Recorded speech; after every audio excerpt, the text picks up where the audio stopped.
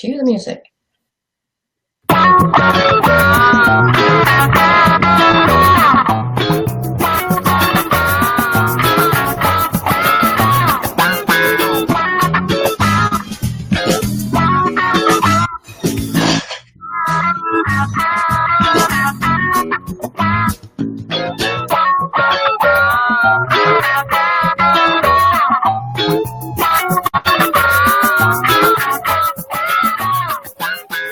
Hey, what's going on, everybody? CJ here, one half of the hosts of Grit and Grace TV. Next to me, I have the amazing Lynn Brunette. Hey, Lynn, how's it going today? Hey, it's awesome. Awesome. Excited to be here. Looking forward to this. Me too. I've been waiting for this all day long, actually all week long, since we sat down and actually talked about what it is that we're going to talk about. I was like, this is going to be a great show. I've been just all over the place trying to let people know this is coming up. And, man, I'm excited. Always a good time. Always a good time. Oh, so right now I'm sharing this out. So if you could do us all a favor and do the exact same thing, let's take a couple seconds. Let's share this out. How about that? Yeah, let's get to like 10 shares. 10 shares. I want to see 10 shares. If we can do 10 shares, that would be epic. And ours don't count. We can't do our shares. We can only count the people shares. The people shares. The people shares. See, we are live. We are live. Yes. And we were having technical difficulties, so if things sound a little glitchy, I hope it's all lining up and our mouths and the sound.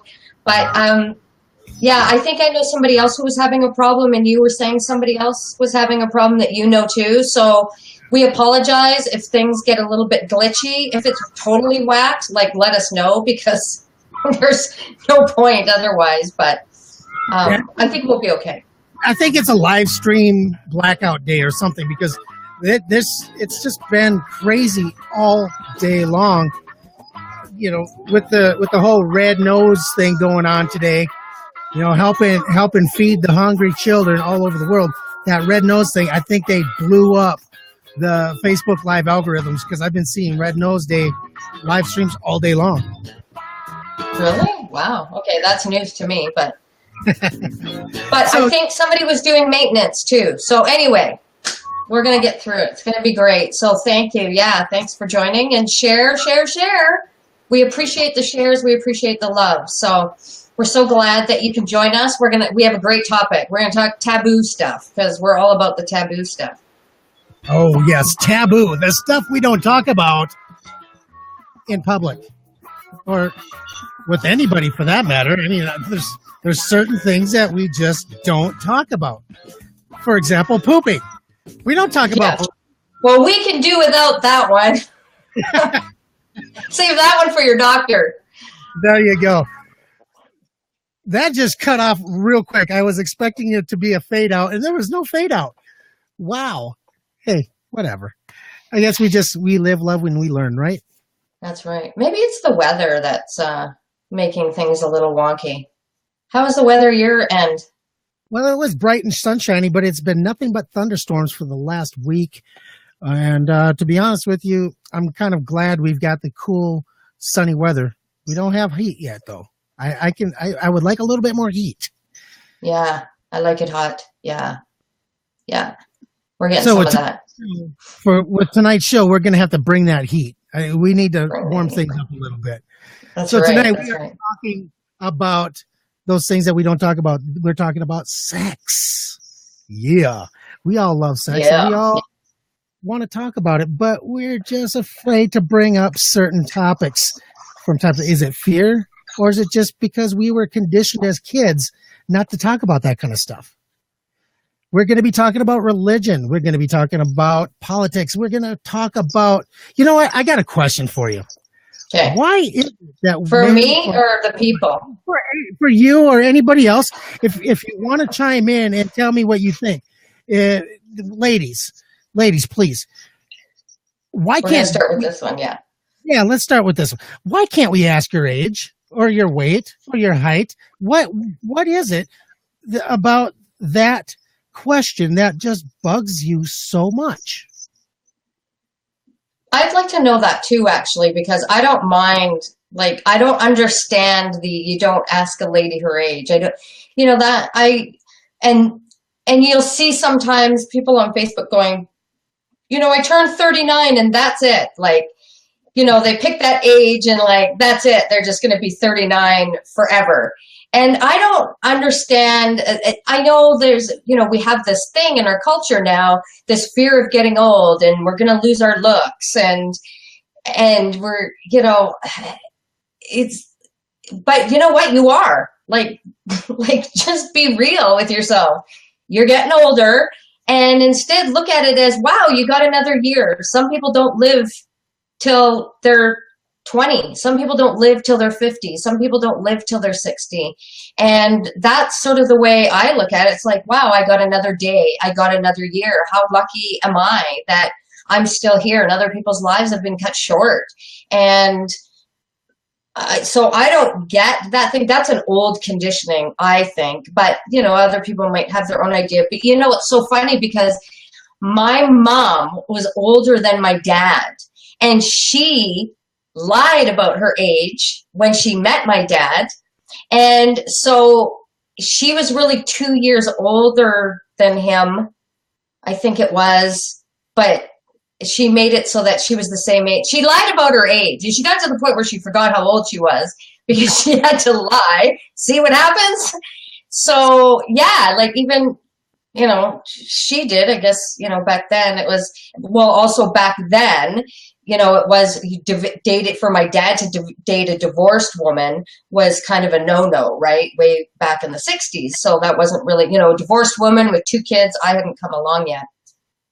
And, so I guess maybe all that was bad enough and she felt that she had to hide her age, I guess. I don't know. But yeah, I don't get that. I'd like to know that. So what is it about the weight then? Why is that such a big deal? I mean, really, even as a personal trainer, I would have to, when I worked with women, I had that problem. I'd have to ask them, do you know what your weight is? Or I would have to have them step on a scale. And a lot of times they were so shy and bashful about what their weight was. Even as their personal trainer, they didn't want me to know what their weight was. They would tell me that their goal is to lose 20 pounds, but they didn't want me to know what their weight was. Well, I'll tell you when I get there. Like, why? What's the big deal? Well, the whole body image and weight thing is a tough thing in society. We see that all the time, right? In magazines, and they talk about how there's a lot of body shaming going on, and there still is. But, you're always going to be prejudices for things, and there's prejudices for that. And some people will say terrible things, and it's always going to happen, but that's a really personal issue. But at the same time, we can see you. So we have an idea of, if you're super, super thin or you're super heavy. We have an idea. So, it's hiding that. I can understand it for sure, but hiding it, we're seeing you. So we already have like an idea, right? Like, yeah, it's one of those, that's a super vulnerable thing. I don't have a problem with either of those. And I'm not really one to weigh myself anyway.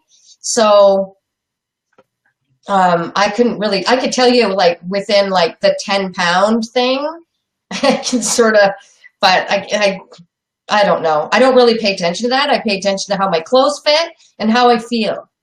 But I got to tell you, I'm really depressed. And I think you can help me with this. Because I have been losing weight. I had to change my diet last year because I had this sinus thing going on that I was still kind of struggling with a bit.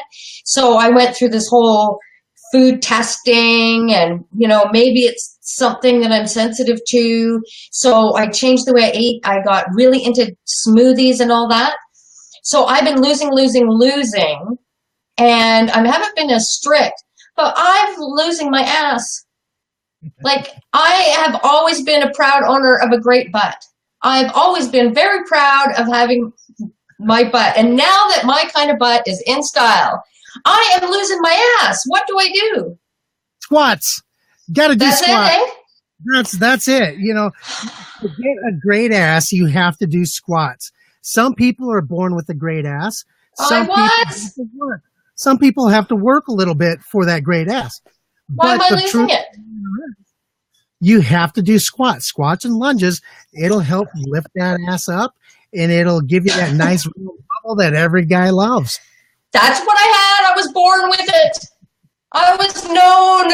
I had that ass. Prided myself on it. And I'm looking in the mirror now going, I'm losing my ass. What the hell? Now, I got to tell this story because you brought it up. I have to tell this story. So when I met my wife, the whole conversation that when we were spending some time together really never went that well. The first time I met my wife, she was there with a friend who was dating my friend. And, you know, it was kind of one of those awkward little things where, hey, I'm going to talk to, I'm talking to my girl. Why don't you go talk to Corinne? And it was kind of funny because the whole time we're sitting there trying to talk to each other, but we're really not saying anything to each other. And the whole thing kind of goes just horribly wrong. And as she's walking away, I said, hey, she turns around and she goes, what? And I said, you do have a great ass. That was our very first meeting. Her and I meeting each other was me telling her at the very end of a horrible, horrible afternoon together that she had a great ass. Now, she will say something like, the only reason why I even came back to talk to you again is because you said you like Days of Our Lives. But I have this sneaky feeling that it was because I complimented her assets. And that was really the beginning of, you know, me and my wife being together 19 years ago. And I will admit, to this day, she still has a great ass. So, see, a great ass is just, but you know what? If you say that nowadays, would you be in trouble? Well, probably. That's one of those things that I think now with today's society, to compliment somebody in that way is looked at as very offensive. Yeah. And it was probably a little offensive even then, but at the same time, I think it was a little bit of a, pick me up, because I think people really like to be complimented regardless of how it sounds coming out. They do still like the compliment one way or another. Yeah. I think so. So now that we talked about my wife's ass, and my ass, we covered the ass aspect. We've covered the entire aspect. So what are some of the things growing up that maybe were taboo in your family that you kind of learned that, don't talk about that? What are some of those things that you kind of maybe learned as a child? What were those taboo subjects? You know what? We didn't have any in my house. My parents openly talked about sex. Sometimes it was TMI, like people, mom, dad, I don't need to know about your sex life. So, I mean, it was very open in my household. I'm sure that had a big effect on me now as an adult. So there was my parents talked openly about money. My dad talked about investments. There really wasn't. And maybe that's why for me, I don't have a problem talking about things. But I will say, for me personally, one of the things that I will, not that I won't, but in certain ways, money is the thing that's difficult to talk about. With certain people I can, and certain aspects of it, but that I find there's like a lot of judgment around that. And that could just be the story I'm telling myself about that. There's a lot of judgment around that. I have worked in sales for quite a while, and that is a problem for a lot of new salespeople, is talking money. And I think that stems from how they view money growing up.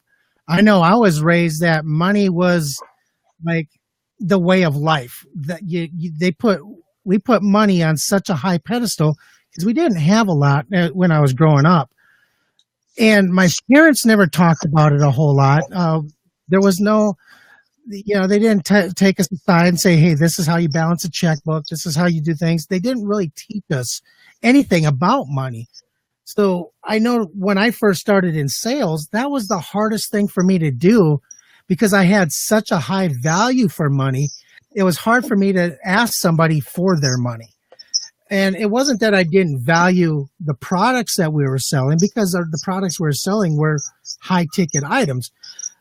But at the same time, I knew how tough it was without it, growing up without it, that I guess maybe to me, it felt almost as though I was burdening them to ask them for their money, even though that's the reason why they're there, is to buy what we have.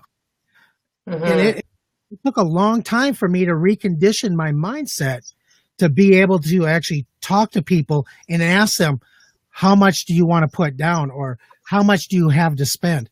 That was those two questions were really tough for me to kind of get out in the beginning, but as time went on, it became easier and easier after I started learning about money and finding out that it's not something to put up on a pedestal. It's just a tool for trade. I think that's one of the things, if I think back, and a lot of people can probably relate, a lot of the things we heard, and I do remember hearing, in conversations, if you overhear the adults talking about certain people that they know, and they'd be saying, well, so-and-so bought this, or so-and-so went on that trip, and must be nice to have money. Yeah. And that's one of those things, or, the whole money doesn't grow on trees, and all these other little snippets of things that you pick up. But there's a lot of shame, and you're not taught these things. And then if you have a hard time, or you struggle, or some people get in over their head and say they have to claim bankruptcy, and there's so much shame around money, and that just makes it more difficult. But I do remember those things. My parents did talk about money. I mean, they didn't teach me about, I had heard about investments and things like that, and savings bonds, but I wasn't taught. I learned that in school about a budget and all that stuff. But I remember hearing, must be nice to have money.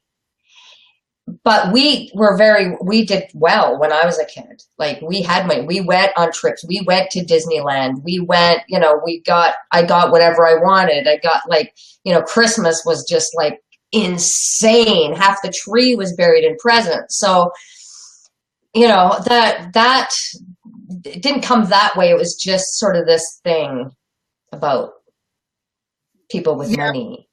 And that's, because of the experience I had, I took a different approach. I went completely opposite from my family.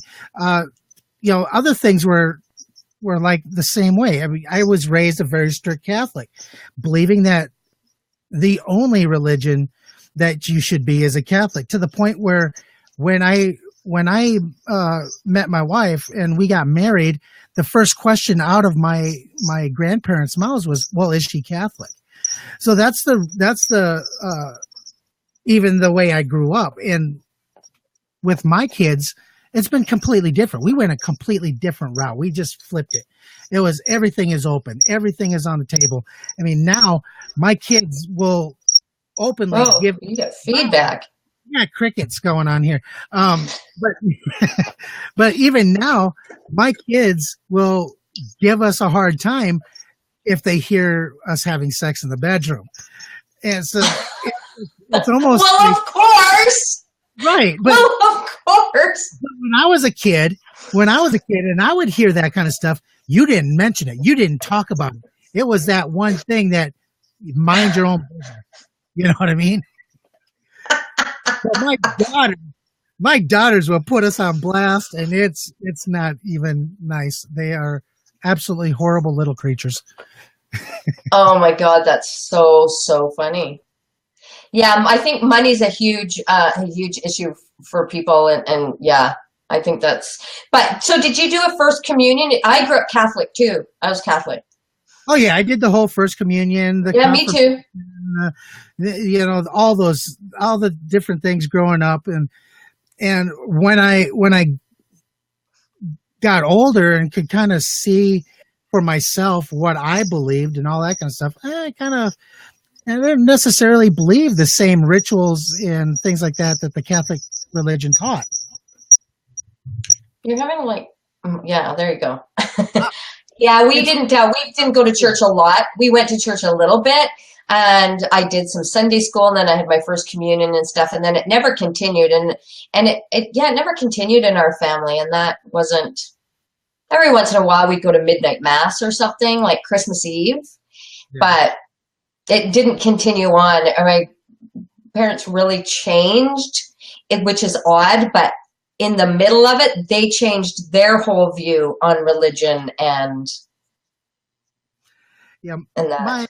my mom, she would drop us off at church on Sunday and then pick us up when it was over.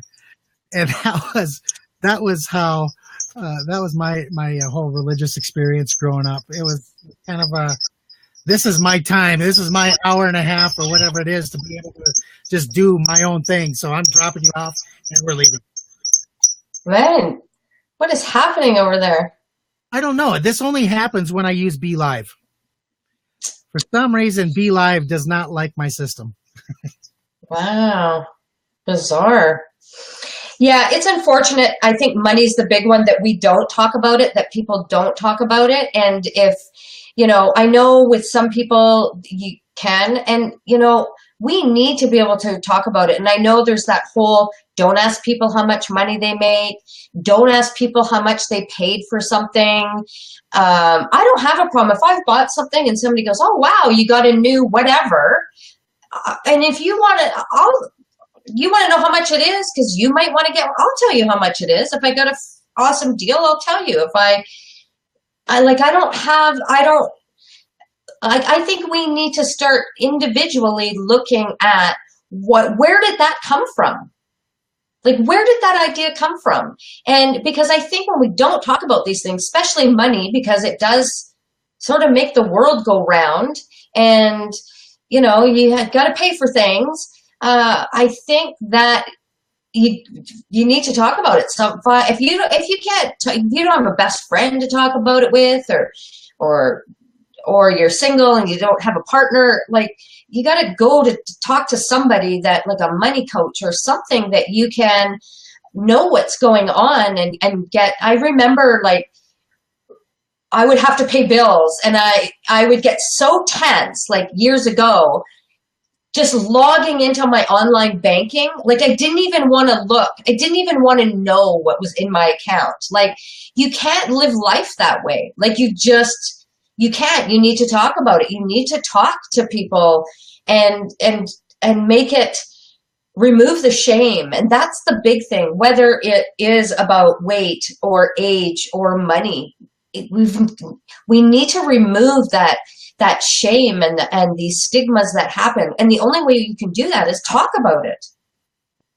Have a conversation.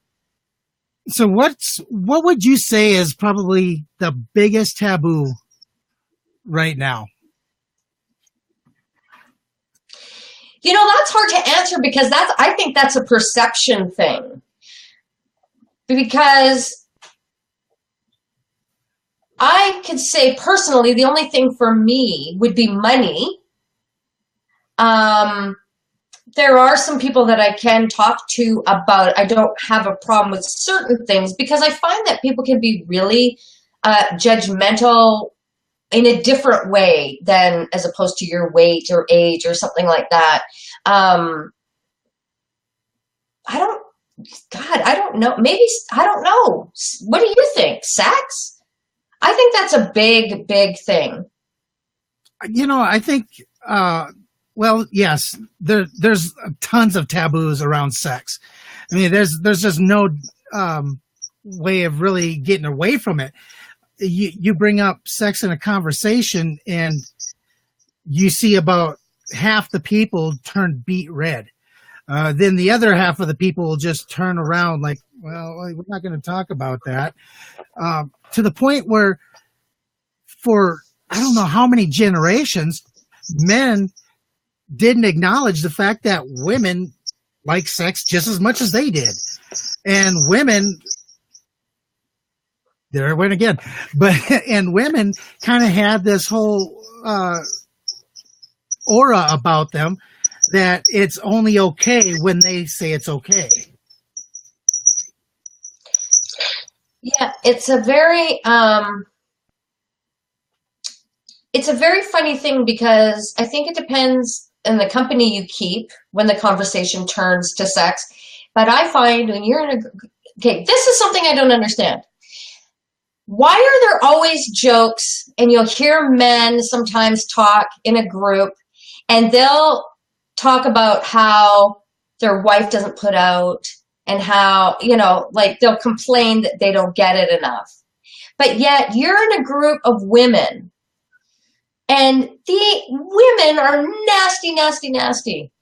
You go to see male strippers, and these women are on their knees with their face in their crotch.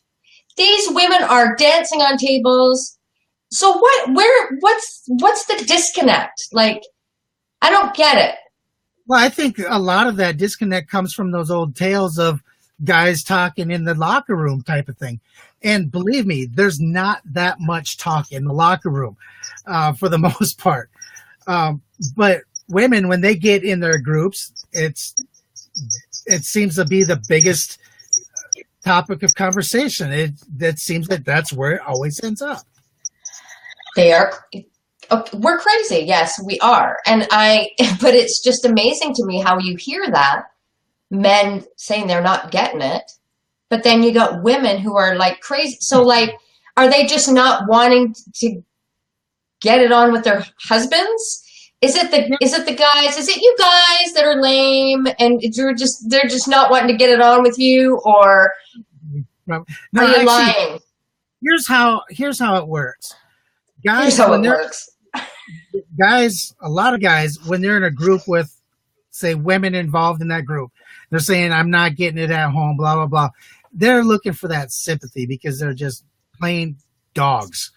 They're not getting it at home because maybe they're not doing enough to get it at home.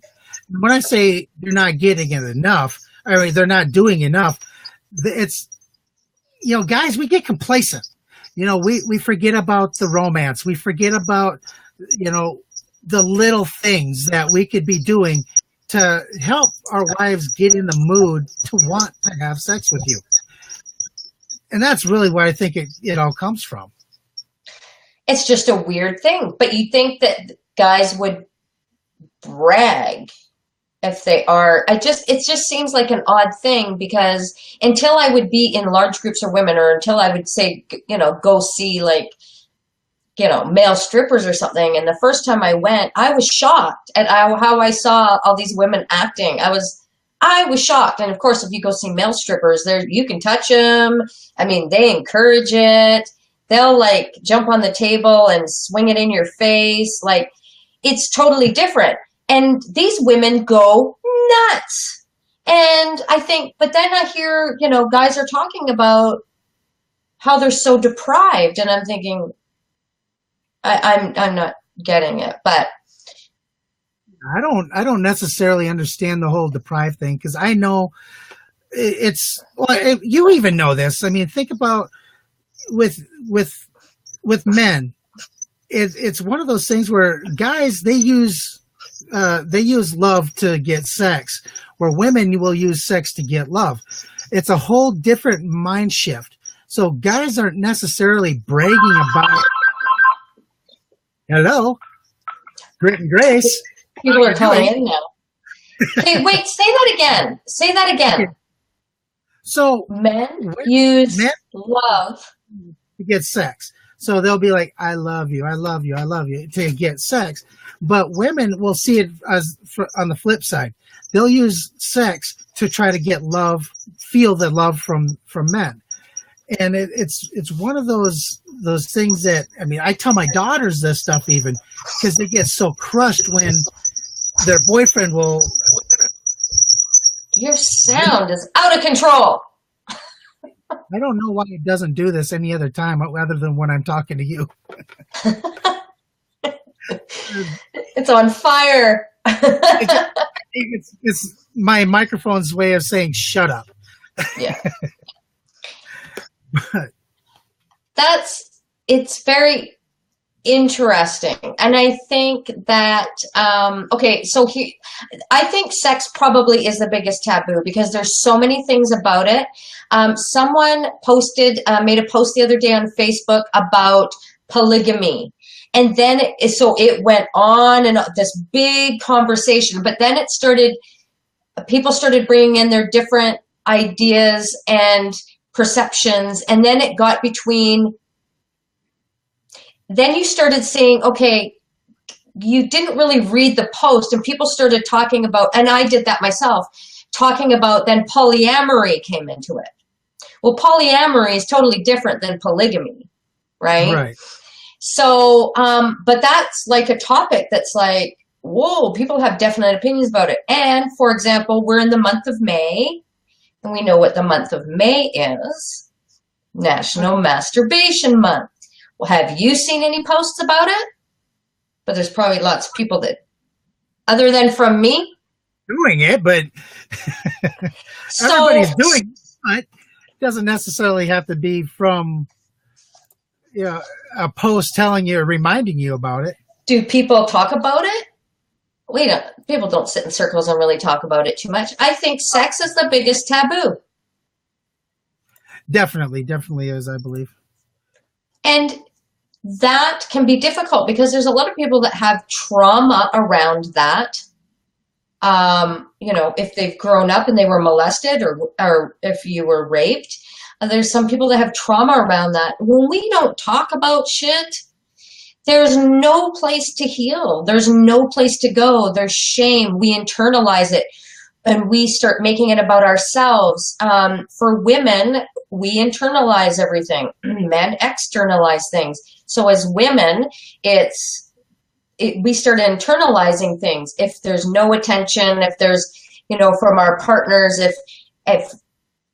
if we perceive that, we could perceive that we're not desired, and it could be not even the case whatsoever, but we start internalizing that. We need to talk about these things. Like, we need to talk about these things. And I think a lot of couples have a hard time talking about it because they're afraid of what the other person's going to think. For example, if I was to share a fantasy with my wife, one of those fears might be, is she going to think I'm sick? Does she think I'm a pervert? Things like that. And I think a lot of couples have that same fear. And that's probably why they see their sex lives going away after a while, is because they're afraid to actually approach each other. Oh, I think you're right. I definitely think you're right. Sex lives could probably be way better, but people are too afraid to say, hey, I'd like to try this. What is that person going to think of me? And I think a lot of it comes from, the porn industry has destroyed sex lives, I think. Because guys get this impression and they build their fantasies around this, and women have a completely different mind about it. They don't necessarily want to be, tied up and strapped down and spanked. Gangbanged. Yeah, that's not necessarily something that maybe they have floating around in their mind. Exactly. Yeah. But it gets back to that fear.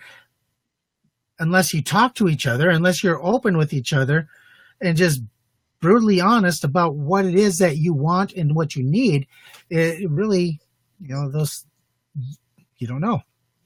Yeah. And you could find out about some groovy new technique. But if you don't talk with your friends, or if you don't talk about it, there's people that don't realize maybe they have an STD. because they don't talk about, situations that they've been in or things that they've done. I mean, there's just, when we don't talk, you could be missing out on the greatest time of your life, or you could be suffering. We need to talk about it. Absolutely. Now, you mentioned earlier that you were talking to some people at work about what we were going to talk about tonight. Yeah, I talked to some people, not at work. I actually talked to them at the gym. And I was asking them, what were some of the things that are taboo? And the 5 people, I was only able to talk to 5 people because everybody has their headphones in and they're kind of doing their thing. And when I go to the gym, I get it. I'm there to work out, not, fraternize with the other people working out. But as I was leaving tonight, I thought, I really want to get some other opinions. So I just asked, 5 people that happened to be leaving about the same time, said, what are some of the taboos that you face on a day-to-day basis? All 5 of them said it. All 5 of them, it had to do with sex. One guy that I talked to said that he wants to have anal sex with his girlfriend, and she said no. And another at one least that he asked. Yeah, at least he asked. But he was the only one that asked. The only one who even approached the subject. Now, most guys will ask if that's something they want to do. They'll ask. That's like one of those things that's like, I don't know. Just got to try it at least once. Got to try it at least once. I don't know.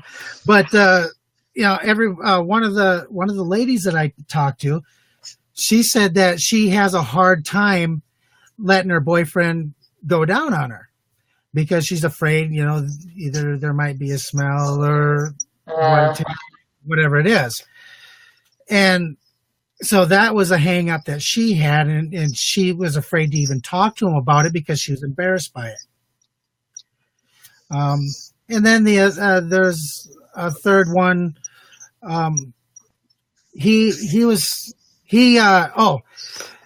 third guy I talked to, his hang up was he's embarrassed to even talk about the subject of sex. Even the topic of sex even comes up, he gets embarrassed. So much so that he doesn't want to have sex with his girlfriend because he's afraid, he doesn't know how to bring it up. And now I related to that because I was the same way when I was younger. So I really related to that fear because I was that person that felt that it's the woman's job to say, yes, she's ready, or no, she's not. I can't believe those people then went to tell you those things, though. Well, it comes back to the, hi, my name is CJ. I'm the host of Grit and Grace TV. And tonight's show, we're talking about the shit we just don't talk about. Do you mind if I ask you a couple of personal questions? Now, I didn't know their name. They knew my name, but I try to keep it as comfortable as possible. It's not like I'm announcing it to the world what I'm talking to that individual about. It's me, them talking. And well, you obviously make them feel very comfortable because those are 2 big things you just shared that those people shared with you. Well, I am an easy person to talk to. At least I think I am. Wow, that's awesome. And when I explained to them that this is something that we're going to share on the show tonight, they were kind of, that's the other thing. The other thing I found out is when you say that you want their opinion for a show, for some reason, loose lips, it's like they just want to talk. So I don't know if it's they want to give their opinion.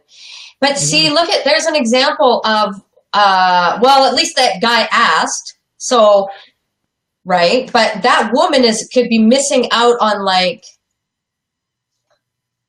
the joy of her life.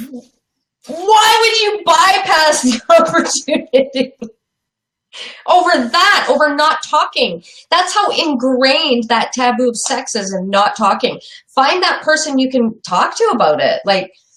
Because there's a lot of issues that will go back to it, that because that just comes from the essence. That's an expression of who you are. And when you don't talk about it, you could be hurting yourself more. You could be affecting other areas of your life and are missing out on a fantastic sex life. You got to find somebody that you can talk to, like, and usually women, well, we can talk to our girlfriends, right? Talk about different things and, what's he like and what is he doing? He did this weird thing and he did this weird move and you know what he did? And I hate it when they put their hands on the back of your head. Why do they do that? I don't have an answer for that. I think it's just, I can't answer that. I can't answer that because there's that moment where you have to push them away. Women do it a little bit differently. They clamp their legs.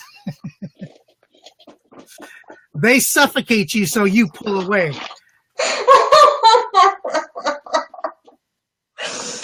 Oh my God, that was funny. Yeah, that's what's up, Leland. We're talking about just people just don't talk about it. So, but you will find that there are a lot of people who do like to talk about it, but they're closet talkers. I mean, come on, you can have a conversation and everything can lead back to sex. Everything can. You can make everything lead back to that. So that just shows how it's such a core part of who we are and how we express ourselves, to other people, to our partners. I think that's such an important thing to talk about. So that's what's up tonight. Leland, yeah, that is what is up. We're talking about the stuff we don't talk about. And that sex, we should. That we should. We definitely should.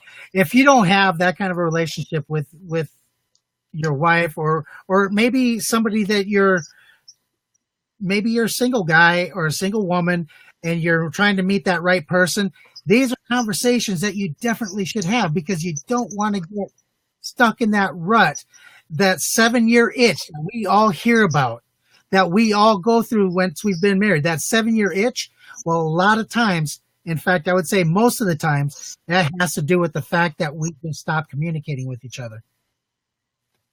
Yeah, we have to talk, and just like religion, how would you learn about other religions? Or, growing up Catholic, Catholics are very restrictive, and sex is sin. We need to have conversations about that, and maybe there's something else that works better for you. And look what it did with the Catholic Church not talking. Look what it did with people not talking in the Catholic Church, and then you find out that a bunch of boys got diddled for years, and people didn't talk about it. Talk about what's going on and share different religions. I think that can also help in bringing people closer together. Look at the wars that go on based on religion. We need to talk and share about that and be happy for the age that you made another year. Celebrate it. Be proud of it. I think that, and the thing that we didn't touch on was politics, which is another odd thing. Why do people not say who they're voting for before they vote? And then when their party wins, they're like, yeah, then they're ready. Like, why don't people say? It's like a weird thing. Like, I'll ask people, and I don't care if you ask me. Like, let's talk about that. Like you can't talk about who you're voting for before you vote? Do you not have confidence in your party? Do you not have pride in your party? What's up with that? I don't get that. Or do you even have a party? And that too. There's so many different ways that a person can go, whether they're Republican, Democrat, Socialist, whatever it is, independent for, talk about the issues, talk about what's important to you. Just because what's important to you doesn't necessarily match what's on the agenda doesn't mean that it's going to be something that makes or breaks presidency or whoever the leader is in your country, or your town or whatever it is. politics in itself isn't a bad thing. I mean, our whole society was, I mean, at one time, they would have quorums where that's all they did was talk politics. And they would understand what what each other wanted. And they didn't necessarily, create such a divide because one person's belief over the other. They found a way to be able to work together and make those things happen a lot better, a lot faster for everybody. So, yeah. When we don't talk, When we don't talk, we're divided. Definitely. So how did you get over the whole issue about talking about sex? Little Catholic boy? I just decided that, hey, it is what it is. Sex can be looked at as something you can enjoy with each other, or it can be something that can be used for reproductive purposes, however you want to look at it. You're going to spend the better part of your life with one person or with multiple people, whatever it is that you decide. For me, it's one person.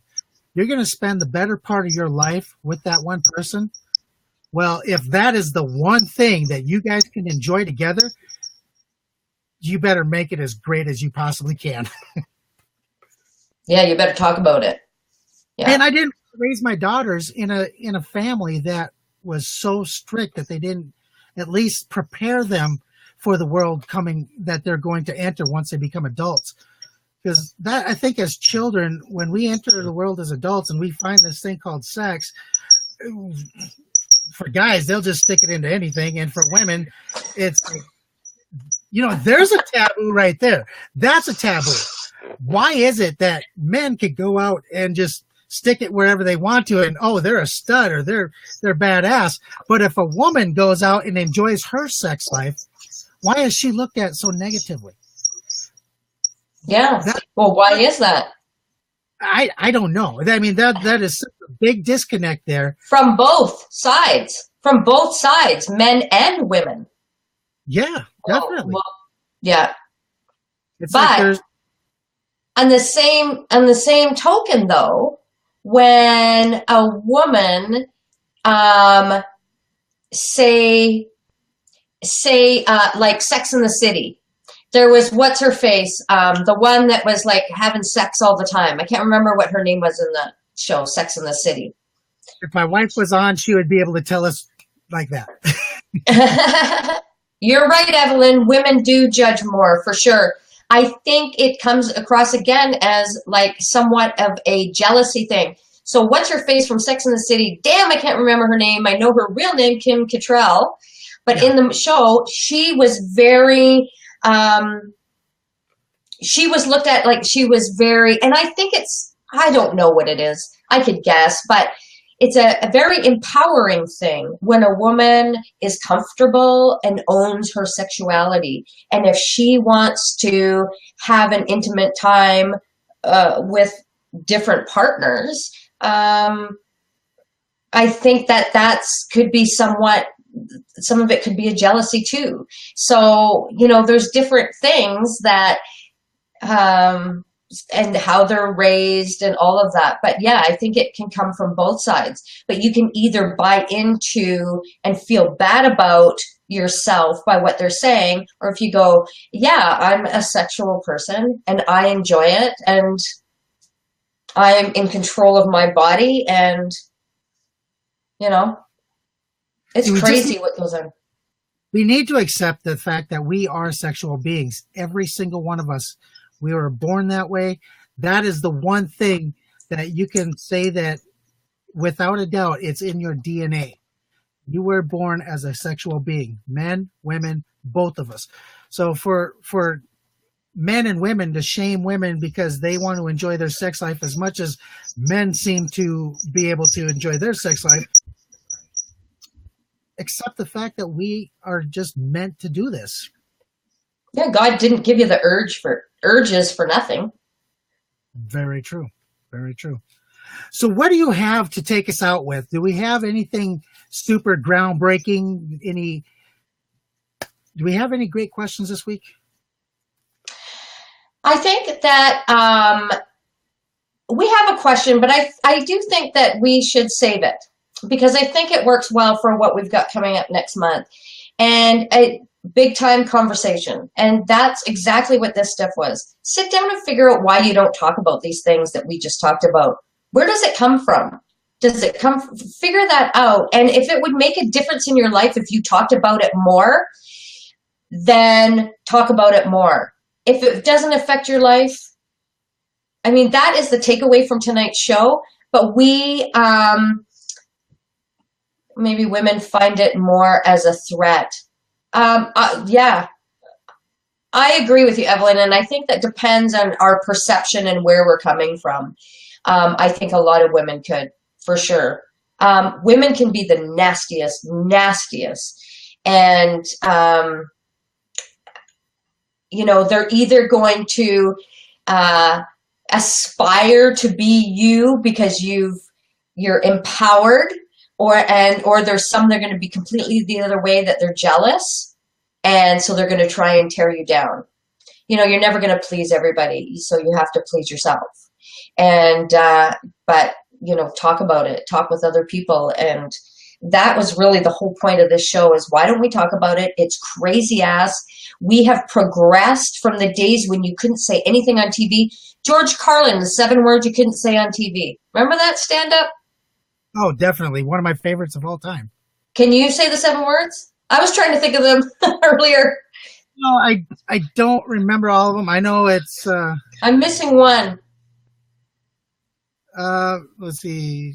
Was shit, fuck, damn. Is it damn? Yeah, shit, damn piss, fuck, motherfucker, cocksucker. Yeah, he actually expanded. There was like the 7 words you couldn't say, and then there was the sub words you couldn't say. And it just kept going on and on and on. So yeah, that was one of my favorite comedy. He was the funniest. I haven't seen that probably in 10 years. So I might have to watch that just so I can refresh my memory. But tell them what's coming up next month. June is wedding month. So we're not going to talk about weddings, but we're going to talk about everything that it has to do with, and that's relationships, because really that is sort of like the center of everybody's universe, right? Relationships. And so we want to talk about different things that you should talk about at the beginning of a relationship, before you get married, communication, all these different things. June is going to be all about relationships.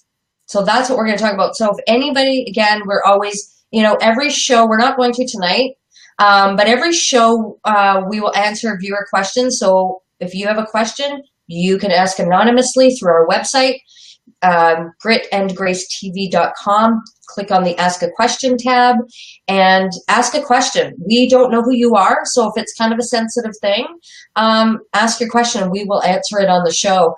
So we'll answer any question. It doesn't have to be a relationship for next month, but that's what June's going to be about, is the different aspects of relationships. And we're going to give some great resources. Again, we will talk about sex, and communication's a big one. How to approach communication, how to come about it. Sometimes we're so in attack mode. I want to talk about the different kinds of love, because I think we get into like the scorekeeping love, and then there's the selfless love. And I think there's different stages that you go through, and how do you show love, and how do you feel you're being loved. So it's all about relationships in June. All right. And hopefully, guys, we'll get some tips on how we can pay attention to those little things so we can help our relationships bloom. Until next time, everybody, thank you for showing up. While you're here, right above at the very top of the Grit and Grace page, facebook.com/Grit and Grace, leave us a review. Tell us how we're doing. We love to see those reviews. And at the end of the month, we even have a couple of gift cards we'll be giving away. And I guarantee you're not going to want to miss out on that. Because wow, I wish I could qualify for these gift cards, because I love Starbucks, and I know a lot of people out there do too. And it's not just Starbucks; it's going to be all over the place. So leave us employees or their families. Oh man! So leave us a review, And we love feedback. So head on over to Grit and Grace TV, ask your question, and leave us a review there as well. Till next time, everybody, you don't have to be perfect to be that perfect solution. That's right. Peace and stay wild.